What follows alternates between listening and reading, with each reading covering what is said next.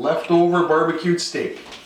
First of all, we're going to take ourselves some green pepper out of the bag, give it a quick wash over here in the sink.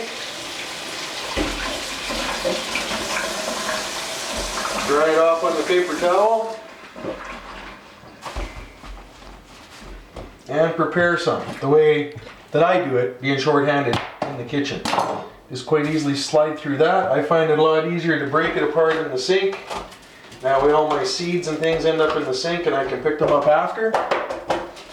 Give it another quick rinse, get all the seeds and whatnot off of it. And we'll cut it my way. I know lots of people out there have lots of different ways to cut. I'm just giving you an example of what it's like to cut while you're short-handed in the kitchen. So easy that anybody could do it, I think, but maybe not. So we get some pieces, fairly bite-sized, because we are making a stir-fry. And use our trusty knife to chop them up a little finer. I take my time, but we don't want to bore everybody. Okay, so here we have some green pepper ready to enter our stir fry. Now, I have to use my knees to hold on to the bottle.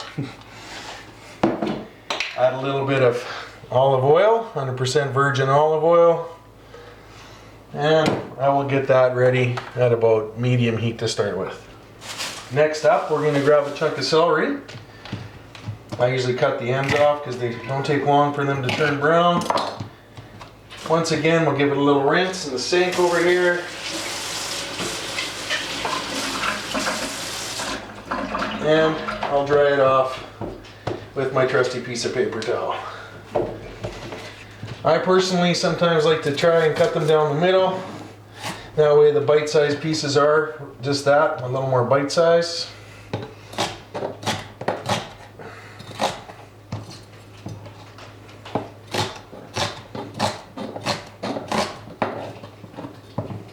Oops, one out of control. One got out of control.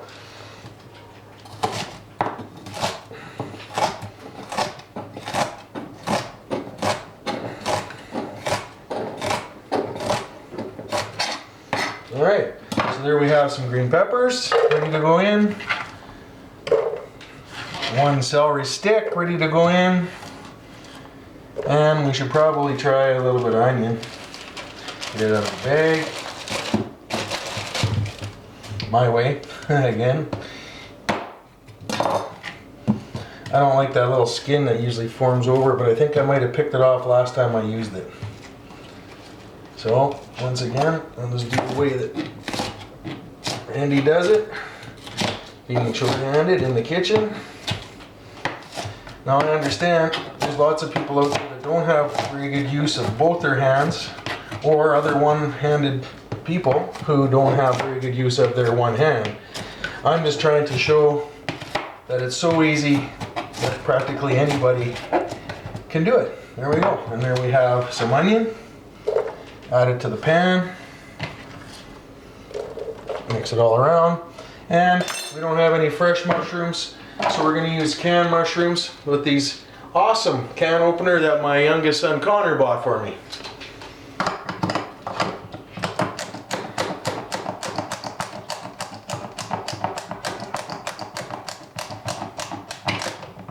Release the button, drain them. Sometimes I keep the juice. This time we're not gonna. It comes in handy for mixing in. If the stir fry gets too dry, you can use a little mushroom juice. There we go. And voila.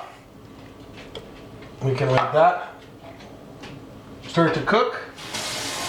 Rinse this out because we recycle. Get that ready for recycling. And now, as that starts to cook, we'll show you some medium rare barbecued steak from the other night that we're going to turn into, like I said, this beautiful stir fry. Now for this, wash my hand again.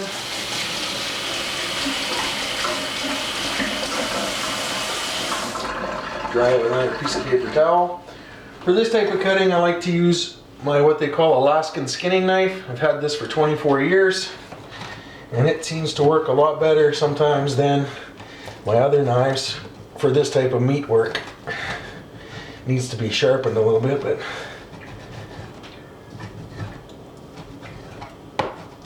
there we go.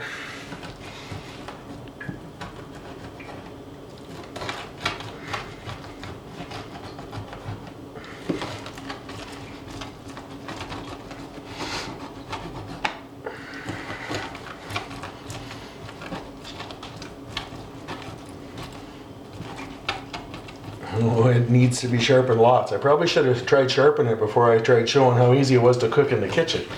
But either way, you get the idea.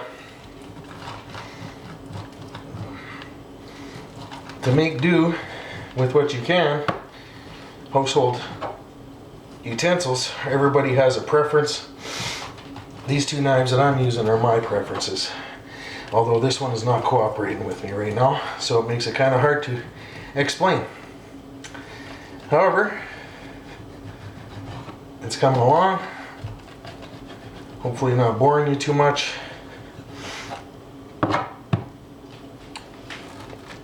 Again, trying to cut it into bite-sized pieces.